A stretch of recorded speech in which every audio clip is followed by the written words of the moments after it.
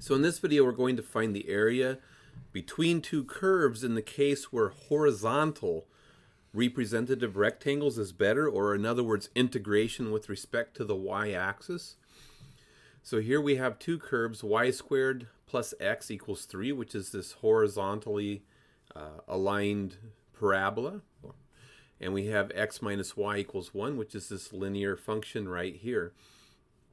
And if we do dx slices, or vertical representative rectangles, so some things that we would need to find, we would need to know these two intersections because we want the area bounded by the curves. And if we do vertical representative rectangles, what we want to recognize is that between this intersection and this intersection, the linear function is the function above. But when we get to the right of this intersection, the horizontal parabola is actually both the representing the function above and the function below. So control of the function above switches when we get past this intersection. And what this tells us is that if we want to use vertical representative rectangles, so dx slices, which makes these right here delta y's, if we wanted to use dx slices, we're going to need to set up two integrals in order to accomplish that. And we're going to go ahead and set them up so you can see what it would look like. The lesson here is, the big idea here is that really horizontal rectangles are going to be more efficient and easier to use for this particular example. But we're going to go ahead and set it up for vertically oriented representative rectangles just so you can see how that would play out. So the next thing that we would need to know is these intersections. So if I take my two functions here, my two relations, and I do y squared plus x equals 3, I subtract 3 from both sides, I would get that relation equal to 0. And here I could subtract 1 from both sides, so x minus y minus 1 would equal 0. And once I get them both equal to 0, I can set them equal to each other, so we would get y squared plus x minus 3 equals x minus y minus 1. And you can see the x's, if we subtract x from both sides, those would go away. So we would wind up with y squared, add y to both sides, so plus y, add 1 to both sides would be minus a 2 equals 0. And then if we factor this, looks like we would need to get y plus 2 to get the plus 1 on the middle term, and y minus 1 to get the product being a negative 2. So solving that, we would see that y would either be equal to negative 2 to get this binomial 0, or y would need to equal 1 to get this binomial equal to 0. So y is either negative 2 or 1, and then we could go back to this and say from this relation we know that x equals y plus 1 by adding y to both sides, and then we could find the x coordinates that go with the y coordinates. So we just get x equals negative 2 plus 1 equals negative 1, and x equals 1 plus 1 equals 2. So we get that's where we get the intersections. X is equal to 2, y is equal to 1. And the picture here so that we can visually verify the work that we've done. And then here I got that when x is negative 1, y is negative 2. So we get those points of intersection, negative 1, negative 2.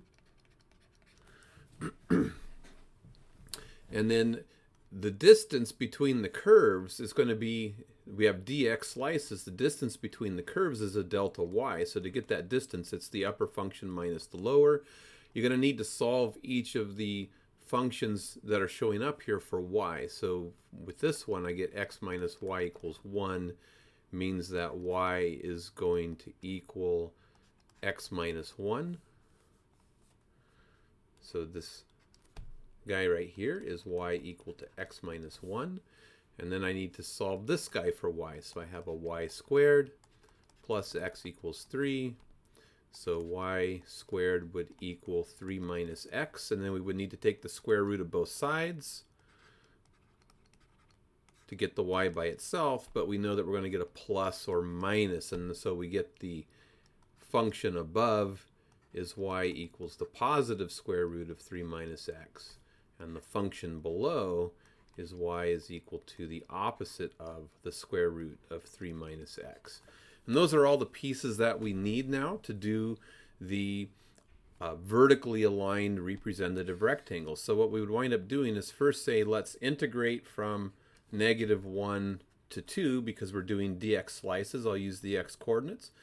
So from -1 to 2, and between x equals -1 and x equal to -2, the function above is x minus 1. So we would get the function above minus the function below. The function below is the negative square root.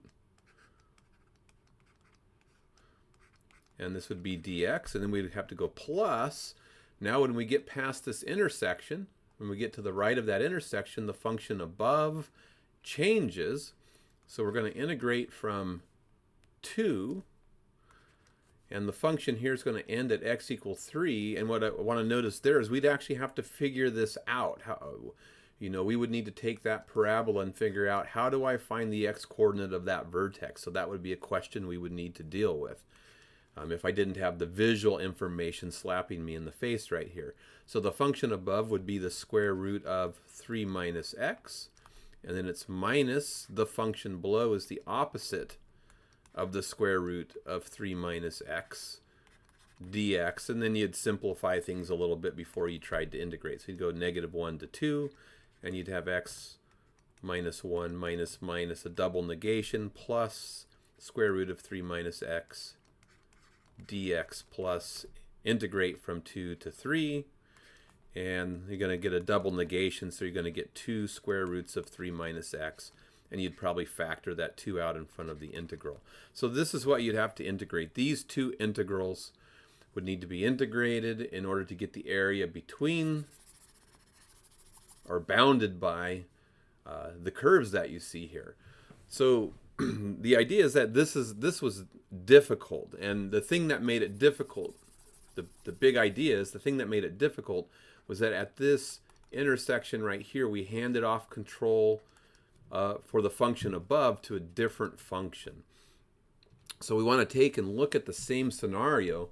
So the area bounded by the curves, we would still need to calculate those intersections, which we already did. So we'll just go ahead and write them down. We already did the work of calculating those values.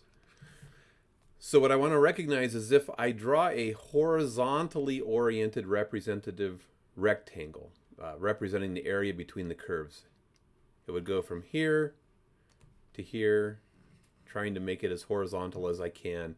And so the widths of those rectangles would be dy's, which would tell me integrate with respect to the y-axis. The height is a delta x, which means I need to solve my functions for x to get x2 minus x1 is a delta x, or a height. And what I want to recognize now is that, with respect to the y-axis, the parabola is actually always the function above. So I have a much simpler situation. So if I solve this, I have x minus y equals 1. If I solve it for x, I get x equals y plus 1. So the function below is always going to be x equals y plus 1. And here I have y squared plus x equals 3. So x equals 3 minus y squared is always the function above. So with respect to the y-axis, I actually do have functions. And what I can see is, because I always have the same function above, I can actually do this with a single integration. But I'm going to integrate dy slices with respect to the y-axis. So I can set this up, integrate with respect to the y-axis. So I'm going to run from -2 all the way up to +1 on the y-axis. My function above, I need a delta x here, so it's going to be x, say x2 minus x1. It's going to be the difference between the functions. But because I have dy slices, I need the x coordinates as functions of y. So I really have x2 as a function of y. I have x1 as a function of y.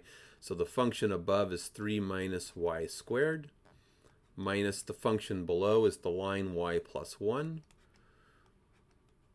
So notice that this difference is a delta x described in terms of variable y.